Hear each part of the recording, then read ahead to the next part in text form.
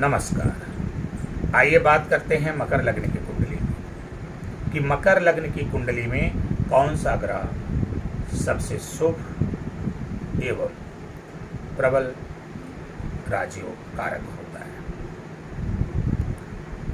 तो यदि हम मकर लग्न की कुंडली की बात करें तो सबसे पहले हम आपको ये बताना चाहेंगे कि किसी भी लग्न की कुंडली हो, कोई भी कुंडली हो, तो प्रत्येक कुंडली में कुल 9 ग्रह होते हैं और 9 ग्रहों का हमारे जीवन पर कुछ न कुछ अच्छा या बुरा प्रभाव पड़ता ही रहता है।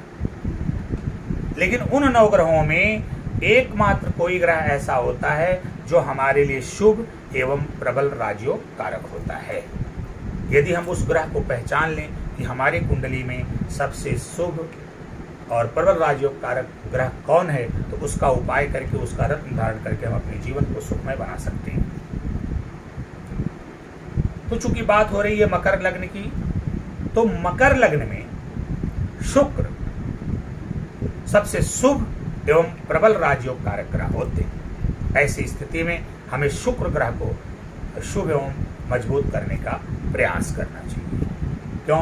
क्योंकि मकर लग्न की कुंडली में शुक्र पंचमेश भी होते हैं और कर्मेश भी होते हैं। पंचम भाव के भी स्वामी होते हैं, कर्म भाव के भी स्वामी होते हैं, केंद्र के स्वामी और इधर त्रिकोण के स्वामी। तो केंद्र त्रिकोण राजयोग का भी निर्माण हो गया, लक्ष्मी नारायण राजयोग का निर्माण हो गया।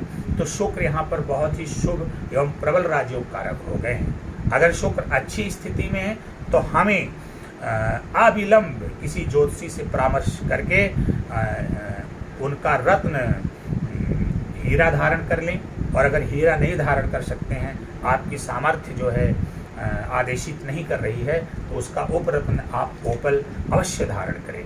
यहाँ पर शुक्र देव को बलवान और मजबूत करके जीवन में चल रही आने वाली समस्त समस्याओं, परेशानियों, बाधाओं, रोग, रिपु, ऋण सबसे छुटकारा पाया जा सकता है।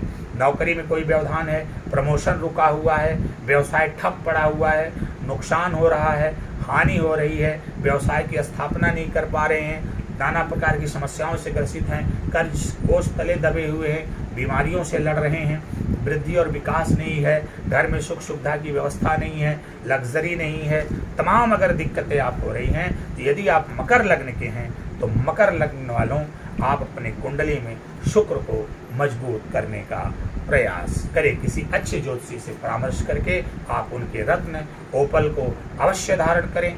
यदि शुक्र अच्छी स्थिति में नहीं है, बुरे भाव में बैठे हैं, पीड़ित हैं, तो उनका जप करिए, उनका दान करिए, उनका पूजा पाठ करिए, आप माता लक्ष्मी की आराधना करिए, शुक्र देव के बीज मंत्र का जाप करिए, ओम द्राम द्रीम द्रव सा शुक्राय नमः, या फिर ओम शुम शुक्राय नमः एक माला जाप करिए। गाय की, सफ़ेद गाय की सेवा करिए। स्त्री समान स्त्रियों की सेवा सम्मान करिए, स्त्रियों का सम्मान करिए और अपने आप को स्वच्छ बना करके रखिए।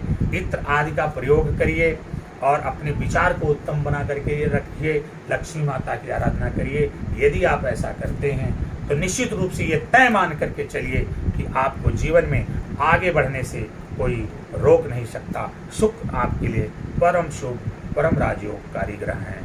नमस्कार।